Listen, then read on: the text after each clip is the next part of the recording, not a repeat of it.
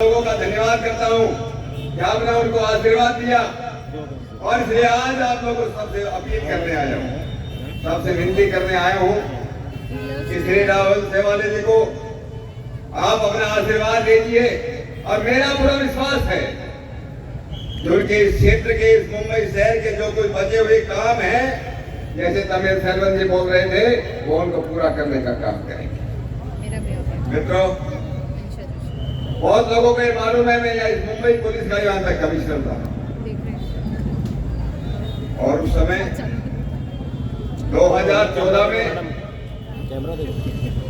2012 से 14 तक लगभग 2 साल पहले मैं राजीनामा घेऊन राजकारणात प्रवेश केली। लेकिन जब मुंबई का पुलिस कमिश्नर था, क्या हालत थी मुंबई की। बार बार पुलिस वाले लोगों को सलाह देते थे, अरे ट्रेन से यात्रा करते हो, रेल से यात्रा करते हो, सीट में ऊपर भी ध्यान देना, नीचे भी ध्यान देना। कोई विस्फोटक पदार्थ हो सकता है, कोई बम हो सकता है। बस से सफर करते हो तो भी ध्यान रखना, मार्केट में जाते हो तो भी ध्यान रखना। कोई भरोसा नहीं था, कोई शाश्वती नहीं थी। मुंबई में बम ब्लास्ट होते थे, बेंगलोर में बम ब्लास्ट होते थे, दिल्ली और कोई ऐसा शहर नहीं था, हम ये नहीं कह सकते थे जो सुरक्षित है। आज मोदी जी के जमाने में क्या हुआ 2014 के बाद? आप सुरक्षित हैं या नहीं? बताओ मुझे, मुंबई सुरक्षित है या नहीं? कोई बम ब्लास्ट पिछले 10 साल में हुआ है क्या? अरे किसी आतंकवादी की हिम्मत हुई क्या मुंबई शहर में आने के लिए?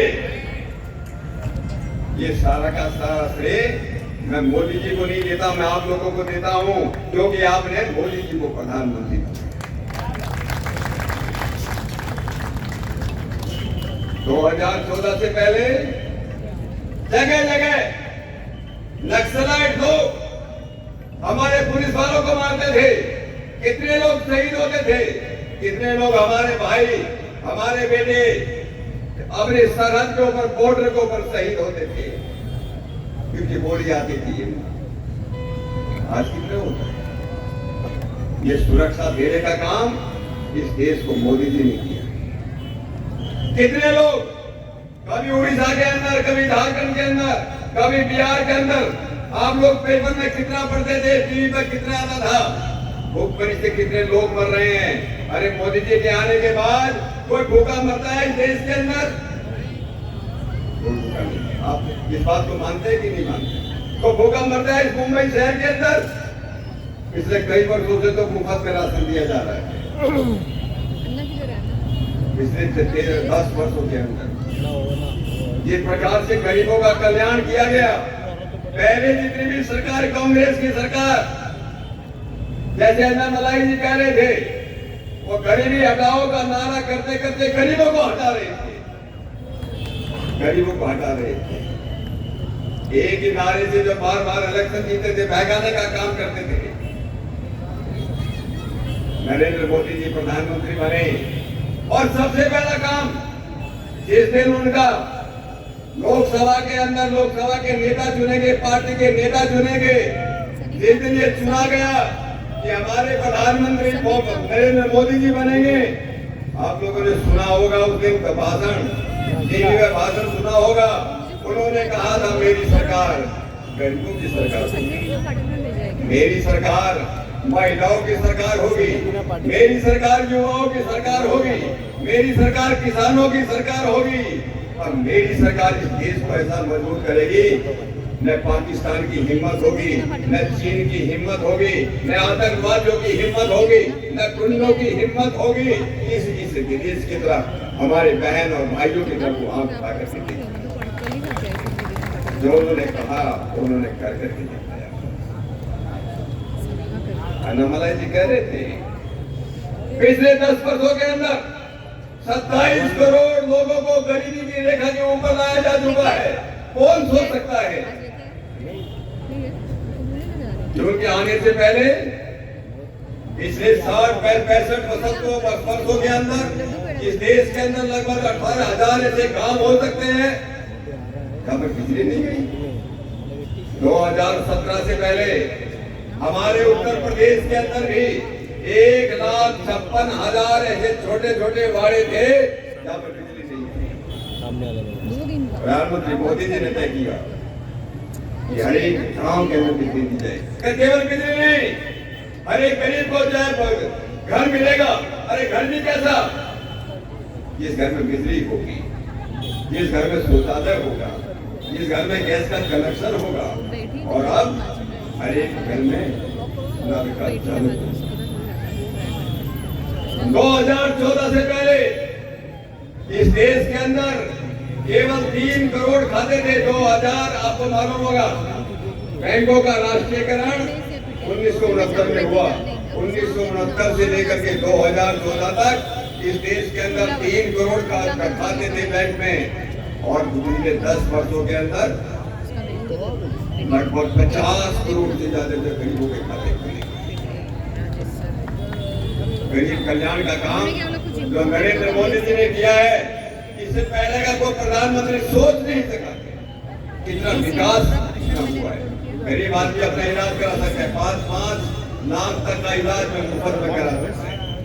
50 करोड़ लोग अपना मुफ्त में इलाज करा सकते हैं, किसी भी अच्छे हॉस्पिटल में जा सकते हैं। हमारे बच्चों की शिक्षा का अच्छा प्रबंध है, चिकित्सा का अच्छा प्रबंध है। और हमारे कोई सोच सकता है कि हर एक हफ्ते के अंदर इस देश के अंदर एक कॉलेज खोला गया, हर एक महीने के अंदर एक नई यूनिवर्सिटी, एक विश्वविद्यालय खोला गया। प्रधानमंत्री मोदी जी ने कहा हम इस देश का ऐसा देश बनाना चाहते हैं जिसकी प्राचीन काल के अंदर को कहते थे ये गौरवशाली भारत, दुनिया का सिरमौर भारत, विश्व गुरु भारत। 2047 तक अभी काम बहुत बाकी है कि 2047 तक इस अमृत काल के अंदर हमको इस भारत को विश्व गुरु बनाना है, आत्मनिर्भर बनाना है, पूर्ण रूप से विकसित करना है, बिना सर पर गर्व करते हुए विकास करना है। मैं कल ही गया था, कल साउथ बॉम्बे के अंदर पहली बार गया। अरे समुद्र के नीचे से जो है नीचे से सुरंग बने, घोपला बना है, आप लोगों ने देखा होगा। समुद्र के नीचे से बिल्डिंगों को नीचे से इतनी बड़ी सुरंग, इतनी बड़ा घोपला, इतनी बड़ी टनल। अब देखकर लगता है कि वर्ल्ड क्लास हमारे एयरपोर्ट बन रहे हैं, हमारे पोर्ट बन रहे हैं, जगह जगह कितने फ्लाईओवर बन रहे हैं, कितनी सड़कें बन रही है, अच्छे हमारे स्कूल और कॉलेज बन रहे हैं, अलग अलग तरह की इंडस्ट्री। जो सोच सकते थे कि 2014 से पहले इस देश के अंदर तो केवल मोबाइल बनाने की कंपनी थी, आज जब दुनिया का 70% मोबाइल फोन बनाने जो है वो भारत में। ये भारत आदमी को सुरक्षा मिल गई, आदमी को भरपेट खाना मिल रहा है, बच्चों को शिक्षा मिल, चिकित्सा मिल रही है। आदमी को क्या चाहिए? आदमी को इज्जत चाहिए। नरेंद्र मोदी जी ने आपको इज्जत दी है, इस देश को इज्जत दी। और सारी दुनिया के अंदर आप कहीं भी जाओ, भारत का पासपोर्ट लेकर के जाओ और बताओ कि मैं इंडियन हूं, मैं भारतीय हूं, आपका सम्मान करने के लोग मिलेंगे।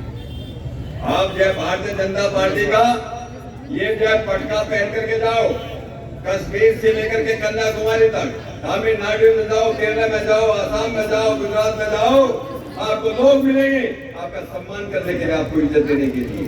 ये पार्टी बनाने का काम, इस देश को इतना मजबूत बनाने का काम अगर किसी ने किया है वो नरेंद्र मोदी जी ने किया है। लेकिन अभी बहुत कुछ करना बाकी है। जब नरेंद्र मोदी जी प्रधानमंत्री बने, हम दुनिया में 11वीं अर्थव्यवस्था थे, आज हम 5वीं अर्थव्यवस्था बने हैं। अगले कुछ वर्षों के अंदर 30वीं अर्थव्यवस्था बने। अरे हम वो सपना देखते हैं जब दुनिया में सबसे बड़ी अर्थव्यवस्था जो है इस देश की होगी। काम बहुत बाकी है। इसलिए मित्रों, मैं आप लोगों से जो है समय की मर्यादा है, मैं आप लोगों से निवेदन करने आया हूँ, राहुल सेवाले जी को अपना आशीर्वाद देना है। धनुष बाण का जो है बटन दबाना है। धनुष बाण का बटन यहाँ दबाओगे तो कमल का फूल जो है दिल्ली में जाके खिलेगा। दिल्ली में जो कमल का फूल। और इसलिए मैं आप सभी लोगों से एक बात कहकर अपनी बात खत्म करता हूँ। अपनी बेटी किसी को देनी हो तो बहुत सोच समझ के देना छोड़ता है। बेटी को किसी को देना, बेटे का शादी लगन करना हो बहुत सोच समझ के करना पड़ता है। अरे अपनी वोट भी जैसे अपनी बेटी को सोच समझ कर, अपनी वोट भी सोच समझ कर देना है। कौन सी ऐसी पार्टी है जो आपके जो है आपके बच्चों का भविष्य बनाएगी, आपको सुरक्षा देगी, आपकी इज्जत बढ़ाएगी, ऐसी पार्टी केवल मात्र भारतीय जनता पार्टी सेंटर में है। और हमारे जितने भी सहयोगी दल है, जहाँ हमारे यहाँ पर जो है हमारे जिसको शिवसेना शिंदे गठ है, जहाँ हमारे आठवले साहब का ग्रुप है, या मनसे का जितने भी लोग हमारे साथ में आए हैं, मैं उन सबका अभिनंदन करता हूँ, सबका धन्यवाद करता हूँ।